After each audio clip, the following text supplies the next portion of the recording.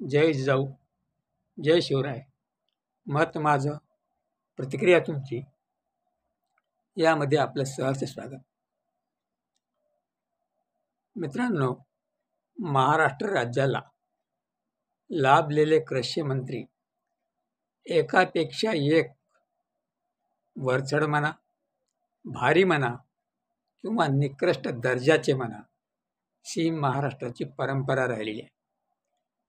तसं पाहिलं तर या 5-6 वर्षामध्ये महाराष्ट्राचे कृषी मंत्री यांना कृषी मंत्री म्हणण्याऐवजी क्रॅक मंत्री म्हणलं तरी चालेल.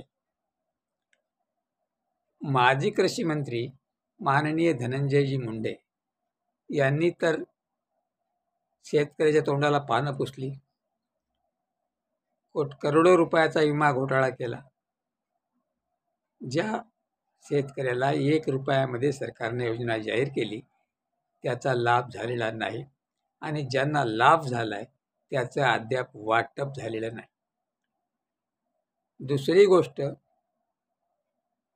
त्यांच्याच काळामध्ये जो काही अनन्वित शेतकऱ्यावर अत्याचार झाला, ज्या आत्महत्या झाल्या त्या सर्वात जास्त आहेत. धनंजय मुंडे कृषी मंत्री असताना सर्वात जास्त आत्महत्या झाल्या आणि आता त्यानंतर बदफैली असणारे माणिकराव कोकाटे आजचे महामंत्री आहेत, माननीय कृषी मंत्री आहेत. त्यांनी तर एकदा सोडून त्यांची ही कालची 3री वेळ आहे. नाशिकच्या द्राक्ष बागांचं झालेलं नुकसान पाहण्यासाठी शेतकऱ्याच्या बांधावर गेलेले कृषी मंत्री माणिकराव कोकाटे यांच्याकडून शेतकऱ्यांना वाटलं आता काहीतरी आपल्या पदरात पडेल. शेतकऱ्यांच्या अपेक्षा होत्या की कृषी मंत्री काहीतरी जाहीर करतील व आपल्याला दिलासा मिळेल. पण घडलं वेगळंच. कृषी मंत्र्यांनी तिथं गेल्याच्या नंतर त्याचे पंचनामे करायचे, त्यांना काय नुकसान भरपाई द्यायची किंवा काय याचा विषय न काढता शेतकऱ्यांना कर्जमाफी कशासाठी पाहिजे हा प्रश्न विचारला. हे 5-5, 10-10 वर्ष कर्ज भरत नाहीत आणि कर्जमाफी घेतात आणि त्यानंतर मुलांचे साखरपुडे आणि लग्न धूमधडाक्यात आलिशान करतात, असा त्यांचा युक्तिवाद. मित्रहो, मला एक सांगा, ज्या वेळेस शासन कर्जमाफी करते त्यावेळेस खरंच ते पैसे शेतकऱ्याला मिळतात का? जेव्हा कर्जमाफी होते तेव्हा ते पैसे ज्या त्या बँकेच्या खात्यामध्ये सरकारला भरणा करावे लागतात. शेतकऱ्याकडे एकही दमडी येत नाही. तरी पण या महाशयाचं, या महामंत्र्यांचं, या कृषी मंत्र्यांचे उद्गार म्हणजे शेतकऱ्याच्या जखमेवर मीठ चोळण्या एवढा आहे. कारण एक घाव मिटतो न मिटतो, दुसरा घाव शेतकऱ्याच्या मातीत ठरलेलाच आहे. मला प्रश्न विचारावा वाटतो, तुमच्या मंत्र्यांच्या लग्नामध्ये जे कोट्यावधीचे उलाढाल होते ती तुम्ही कुठून आणता? तुम्ही हातात रुग्ण धरून कष्ट करता? रात्री बेरात्री दारं धरता? का दिवसा ढवळ्या काही हळद नांगरता की कुळव हाकता? करता काय? तुमच्याकडे एवढी प्रॉपर्टी आली कुठून? तुम्ही एवढा खर्च करता कुठून? असे विचारल्यावर यांच्याकडे उत्तर आहे का द्यायला? अरे, तुम्ही एकदा आमदार होता, दुसऱ्या वेळेस मंत्री होता, पुन्हा MLA होता, पुन्हा खासदार होता. 3 पेन्शन तुम्हाला लागतात. आणि आमच्या शेतकरी राजाला रात्रंदिवस राबून कर्जमाफी करायचं, तेही आम्ही मागितली नव्हती.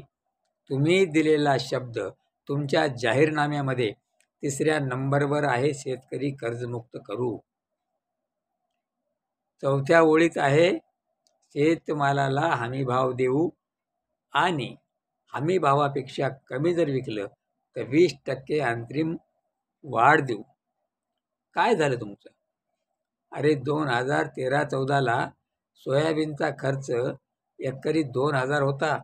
त्यावेळेस तुम्हीच आणि तुमचे पाशा पटेल सारखे नेते शेतकऱ्याला 6,000 सोयाबीनचा भाव मागत होते. त्यावेळेस सोयाबीनचा खर्च केवळ 2,000 ते 2,500 रुपये एकरी होता कापणीचा किंवा काढणीचा टोटल खर्च. आज सोयाबीन कापणीचा खर्च 4,500-5,000 रुपयावर गेलेला आहे. त्याच्यानंतर मळणी यंत्राचा खर्च तेवढाच गेलेला आहे. शेतकऱ्याला जवळपास एकरी 35,000 ते 40,000 रुपये सोयाबीन पेरणीपासून कापणीपर्यंत येतात. 2014ला नांगरटीचा भाव 1,000 रुपये एकर होता. आज तो 2,700 रुपये एकर आहे. तर त्यावेळेस सोयाबीनला भाव 4,500-5,000 होता. आज सोयाबीनचा भाव 3,500 रुपये आहे. सांगा 10 वर्षात महागाई कुठे गेली, मजुरी किती वाढली, भाव किती गगनाला भिडले आणि शेतकऱ्याच्या मालाचे भाव दिवसेंदिवस रिवर्स येत आहेत. जर आमच्या मालाला हमी भाव असेल, योग्य तो भाव असेल, तर आम्ही कर्जमाफी तुम्हाला मागतच नाही. आम्ही तेवढे लाचार नाही. पण तुम्ही आमच्या जीवावर जगता. तुमचेच काही जण मुतण्याची भाषा करतात, तर काही जण वेगवेगळ्या रूपात बोलतात. कारण आमचं एकदा मत मिळालं की तुम्ही आम्हाला गुलामासारखं वागवता. एक दिवस महाराष्ट्र राज्याला अवघड जाणार आहे आणि तुमचे ते वर बसलेले चंबू फडणवीसांना तरी कळायला पाहिजे की आपल्यासोबत आपण अशी पार्टी जोडली आहे की ज्या पार्टीमध्ये एकही नेता हा निष्कलंकित नाही. एकामागून एक तुम्ही जर सगळे मंत्री आमदार काढले, छगन भुजबळ काढा, धनंजय मुंडे काढा, माणिकराव कोकाटे काढा, खुद्द उपमुख्यमंत्री अजित पवार काढा 72,000 घोटाळ्याचे, तुम्हाला वरच्या यांना म्हणजे व्यापाऱ्यांना किंवा आणखी कोण असतील ते उद्योगपती, त्यांना तुम्हाला 1.5 लाख 1,62,000 कोटीची माफी देता येते आणि शेतकऱ्याच्या केवळ 30,000-32,000 कोटी रुपयासाठी तुमच्याकडे पैसे नाहीत.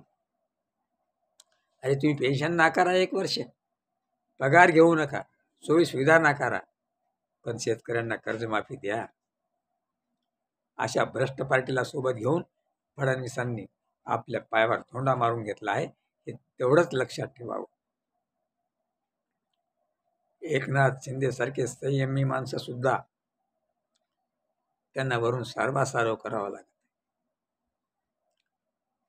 आणि यांच्याच सुरात सूर मिसळण्याचा प्रयत्न देवेंद्र फडणवीस करत आहेत. अजितदादा म्हणतात आमची स्थिती योग्य झाल्यावर करू. देवेंद्र फडणवीस म्हणतात अजितदादाचे विधान बरोबर आहे.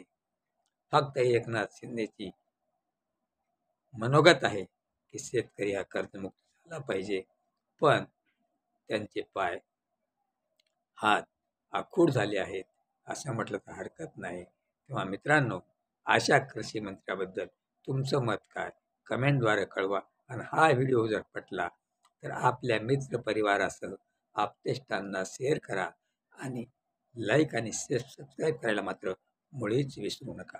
जय जाऊ, जय शिवराय.